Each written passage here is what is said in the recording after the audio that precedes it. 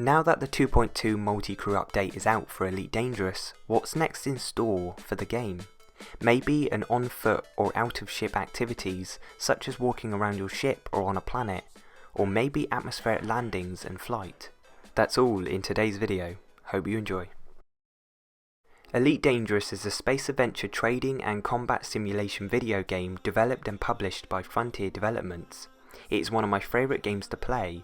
Elite Dangerous as of now has had some really good updates, such as Horizons and the new 2.2 update which allows you to customise your character, but Elite Dangerous can be so much more. It has a truly huge scope and Frontier Developments has ambitious development plans.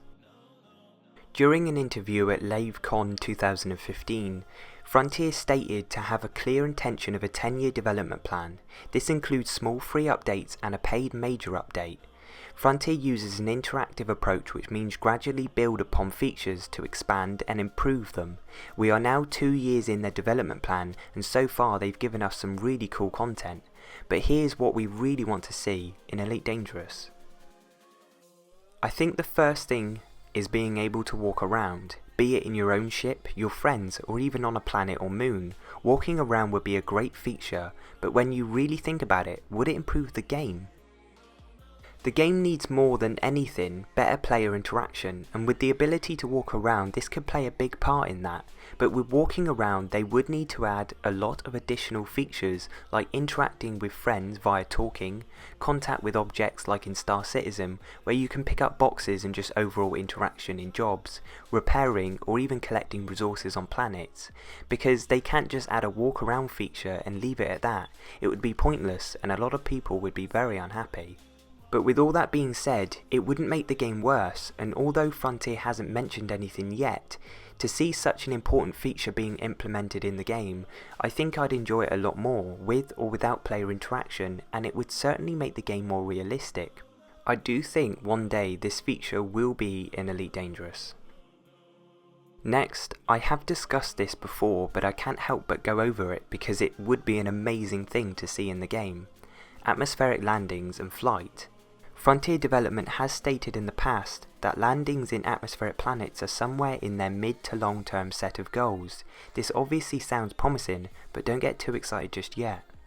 As the 2.2 update was just recently released, rumours have it that this type of massive update won't be in the game until around update 2.4 or 2.5. And we still have the 2.3 update to go, and we're now in May 2017. This means we might not see the 2.4 update or 2.5 until 2018.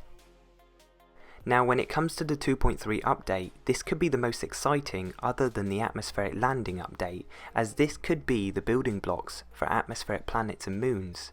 Firstly, we'll probably see a first person or third person mobility aspect, and with that we'll slowly get access first to our ships, then to stations, then to ground bases and finally EVA, both in space and on the surface.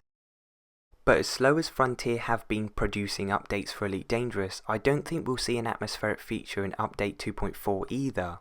2.4 will probably consist of highly detailed planets, further development for the 2.5 update, or even Thargoids, which are the alien race in Elite Dangerous.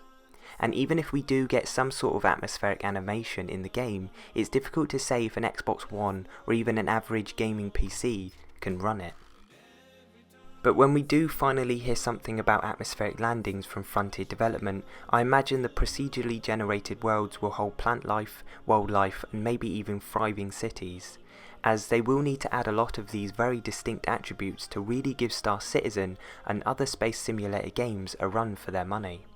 But whenever we do hear something, I will be sure to update everyone on the latest news.